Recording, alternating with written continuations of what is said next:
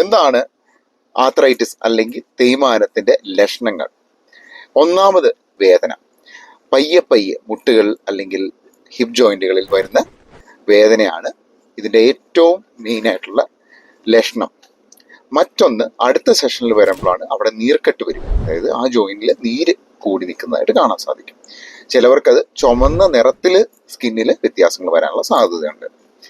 മറ്റൊന്നാണ് ആ ജോയിന്റിലുള്ള മൂവ്മെന്റ്, ആ ജോയിന്റ് അനങ്ങാനുള്ള മൂവ്മെന്റ് കുറയുന്നു എന്നുള്ളതാണ്. അത് നടക്കുന്ന, അതായത് വെയിറ്റ് ബെയറിംഗ് ജോയിന്റുകൾ ആയിട്ടുള്ള മുട്ട്, ഹിപ്പ്, ആങ്കിൾ എന്നിവ ജോയിന്റുകളാണെങ്കിൽ നമുക്ക് നടക്കാൻ ബുദ്ധിമുട്ട് വരും. ഇതെല്ലാമാണ് നമ്മൾ ആർത്രൈറ്റിസിൽ നമ്മൾ മെയിനായിട്ട് കാണുന്ന ലക്ഷണങ്ങൾ.